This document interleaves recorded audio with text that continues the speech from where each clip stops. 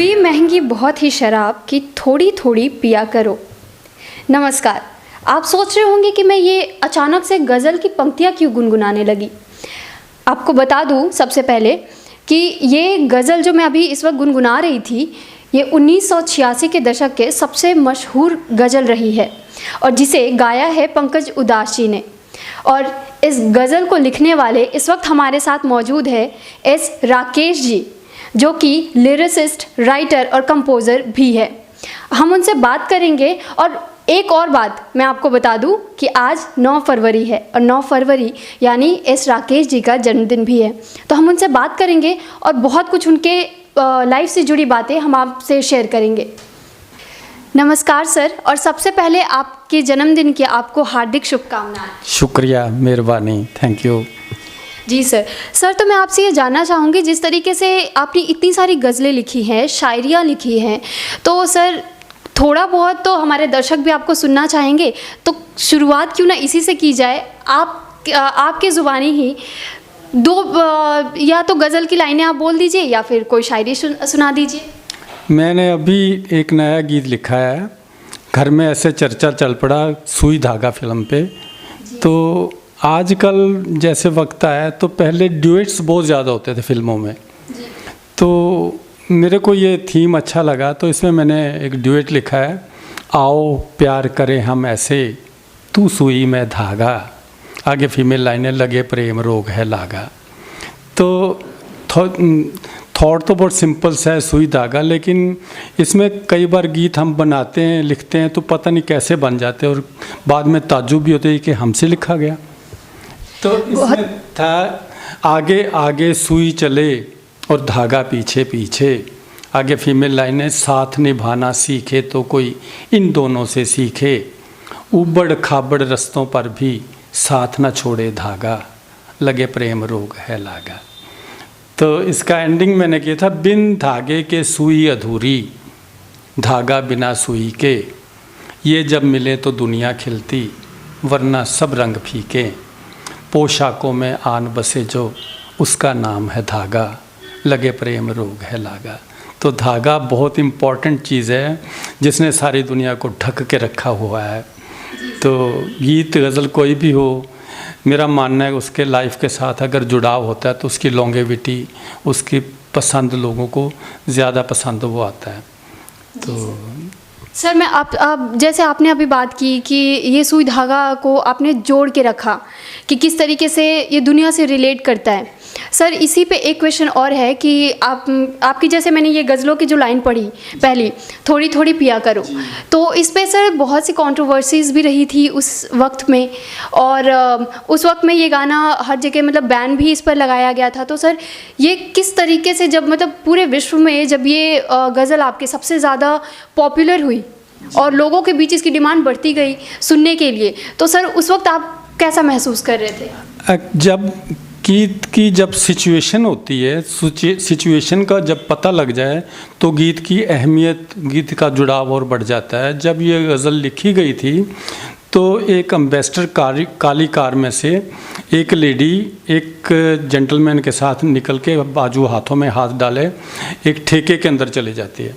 तो मैं जब उसको देखा तो मैं वहाँ पे रुक गया। मेरे मन में ख्याल आया, मैं क्या, जेंट्स शराब पीते हैं तो इतनी महंगी है, अगर लेडीज़ भी पीने लग जाएंगी तो बहुत महंगी, बहुत मुश्किल हो जाएगा।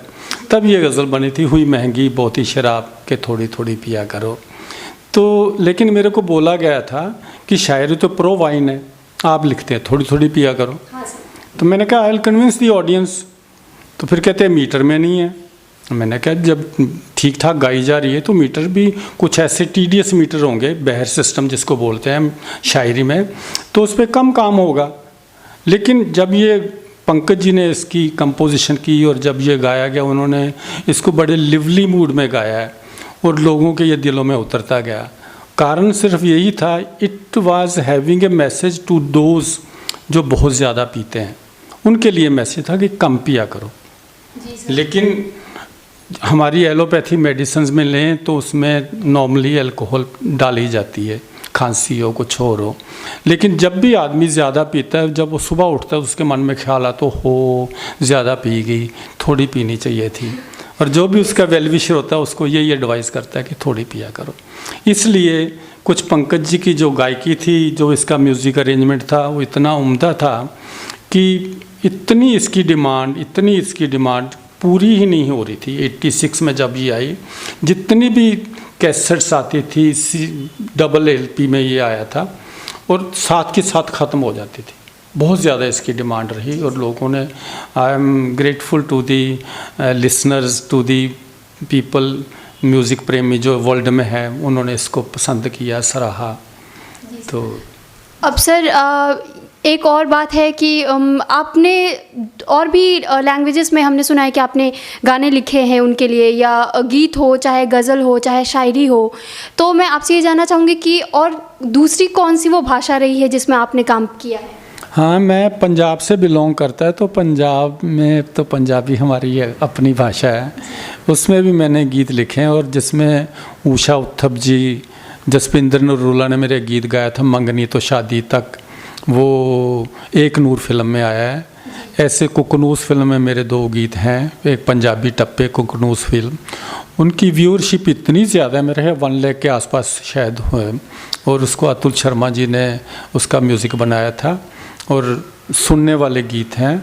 लेकिन उसमें थोड़ा सा साफ़ सुथरापन है। मैं जो भी लिखता हूँ इस मद्देनज़र करके लिखता हूँ कि इसमें ओछापन ना हो, थोड़ा सा मैच्योरिटी हो। अभी पीछे मैंने गीत एक गवाया था अपने प्रोग्राम में, मेरे हान दियो मुंडियो आओ रल मिल भंगड़ा पाइए, एवें दूर दूर रह के एक दूजे तो ना शर्माइए। और ये डांसिंग नंबर है, आपको यूट्यूब पे मिल जाएगा, एसरा के इस वीडियो चैनल है मेरा। तो उसमें एंडिंग मैंने की था, मिठे मिठे लोग पंजाबी भोलियां भालियां शक्लां, मिठे मिठे लोग पंजाबी भोलियां भालियां शक्लां, मन इन्ना दे नीवें नीवें नीयतां बेहद सुचियां, मन नीवा मत उच्ची दा मतलब सबनों समझाइए, मेरे हान दियो मुंडियो आओ रल मिल भंगड़ा पाइए। तो इट कैरीज ए मैसेज। जैसे आदमी अपना टेम्पर लूज़ करता है, गुस्से में आता है, तो उसका the moment one loses temper, one loses the point.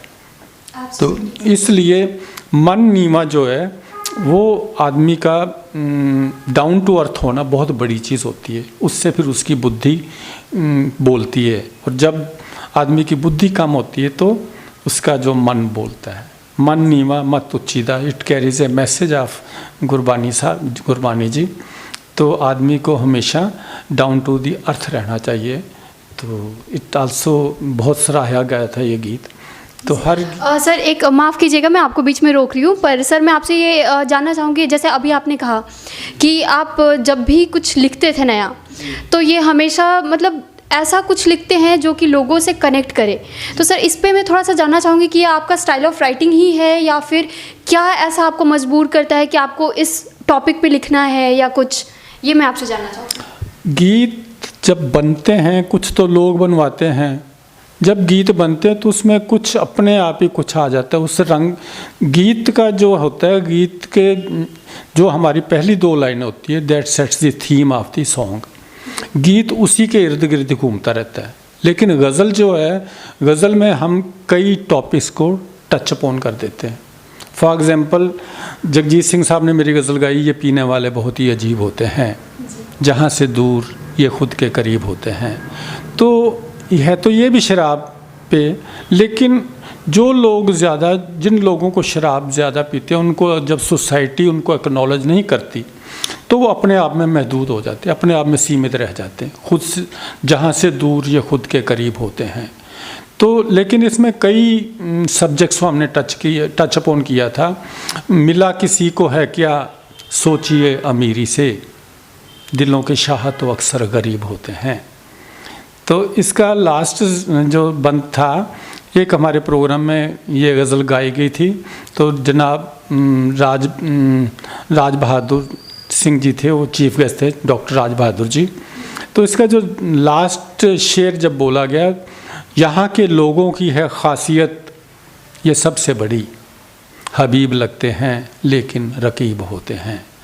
तो ये अलग हर गज़ल में, एक गज़ल में हम डिफरेंट थीम्स को टच ऑन कर जाते हैं। तो जब ये गज़ल गवाई गई तो राज बहादुर सिंह जी, जो डॉक्टर राज बहादुर जी, वो खड़े होकर बोले लास्ट स्टैंजा रिपीट, तो ये दोबारा फिर गवाया गया था। जी सर। और सर इस बात का भी जिक्र हुआ है कि आपने अनूप जलोटा जी के लिए भी कुछ भजन भी लिखे हैं, तो सर वो कौन से भजन रहे हैं, या फिर उन्होंने ऐसा वो कौन सा दौर था जिस वक्त उन्होंने आपसे गुजारिश की कि आप उनके लिए कुछ लिखें?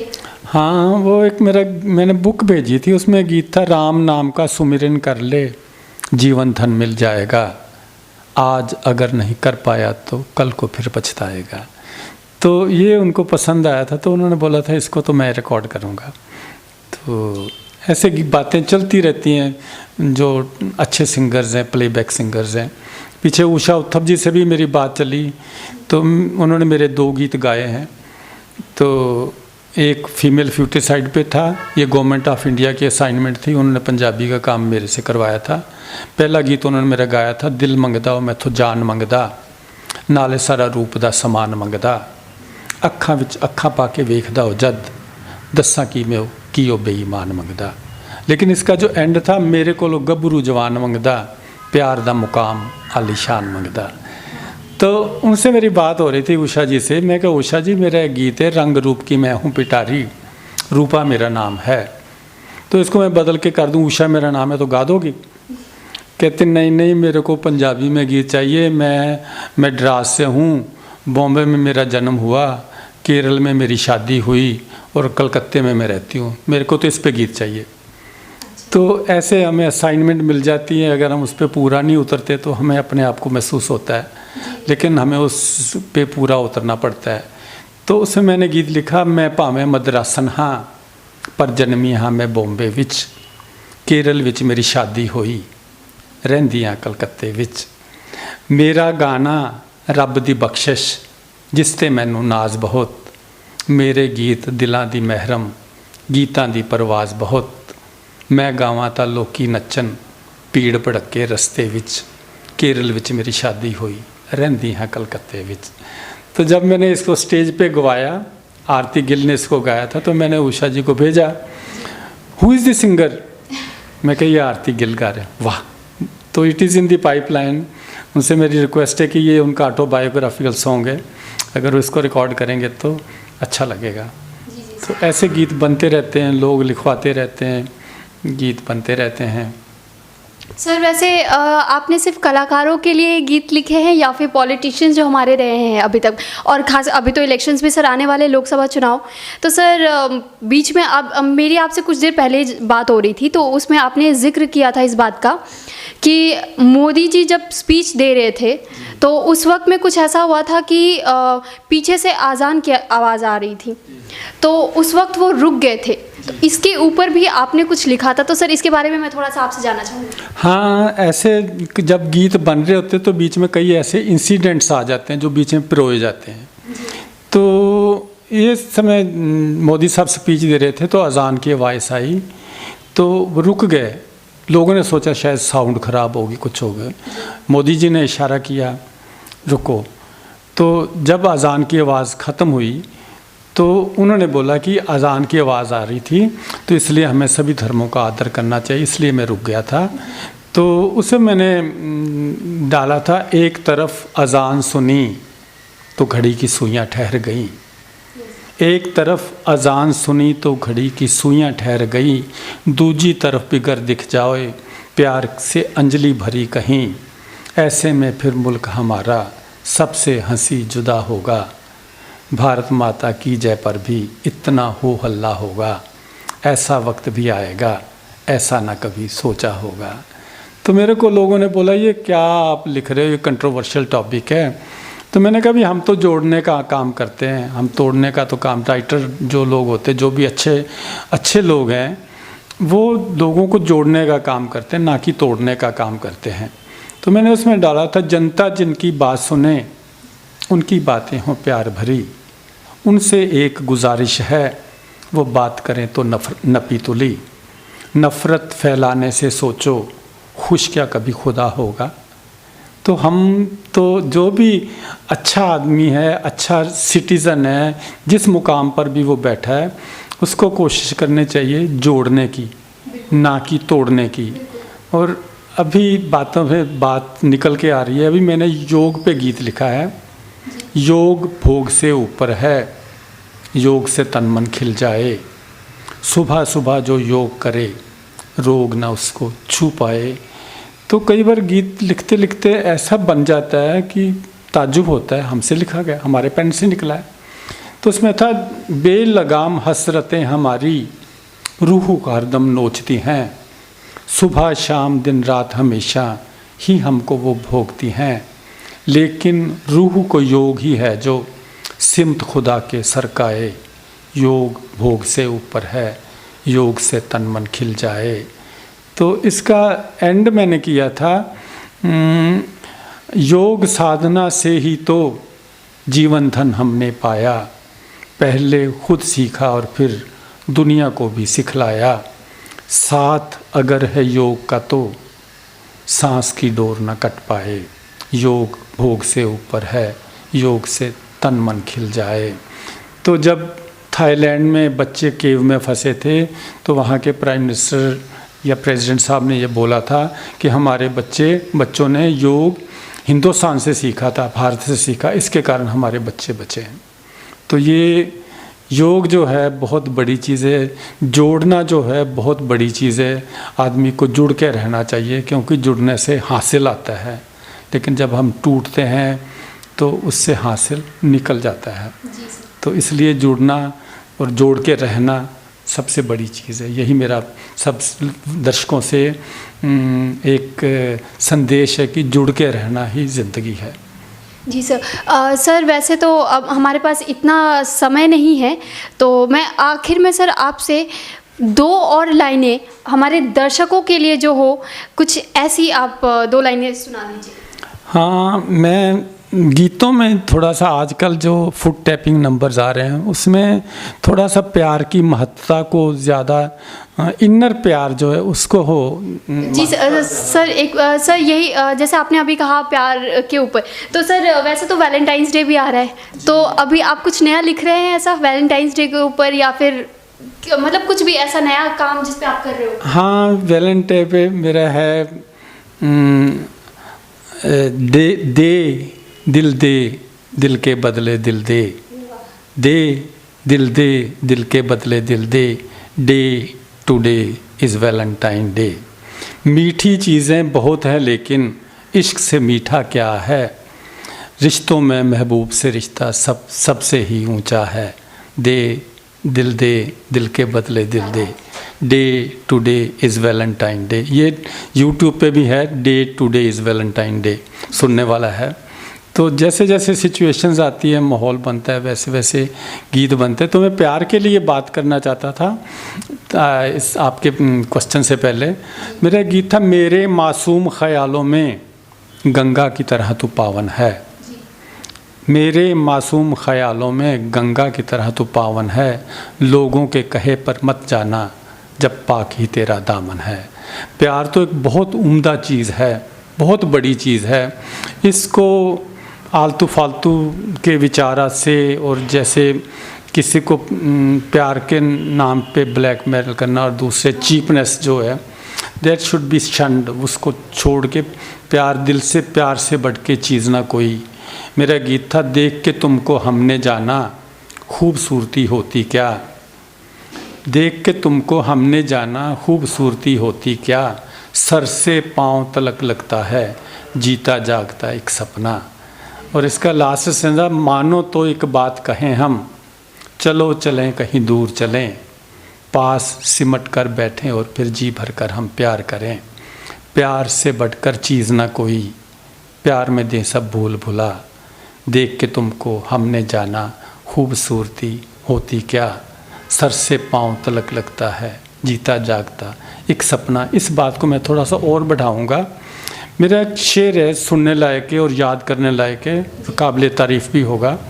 नफ़रत के ताने बाने हम अक्सर बुनते रहते हैं, नफ़रत के ताने बाने हम अक्सर बुनते रहते हैं, प्यार की परिभाषा तो शायद विरला ही कोई जानता। तो प्यार जो उसको ब्रॉडर सेंस में लेके हमें लोगों के साथ जुड़ना चाहिए। हर इंसान में अच्छाई होती है, अच्छी क्वालिटीज़ होती हैं, हमें अच्छी क्वालिटीज़ को देख के उसके साथ जुड़ना चाहिए, ना कि उसकी माइनस क्वालिटीज़ को लेके हमें उससे टूटना चाहिए। जी सर। सर वैसे आपने अभी तक जितनी भी बातें कही और जो हमारे दर्शकों के लिए भी जो पंक्तियाँ आपने सुनाई, उसके लिए आपका बहुत बहुत धन्यवाद कि आपने हमें अपना कीमती वक्त दिया।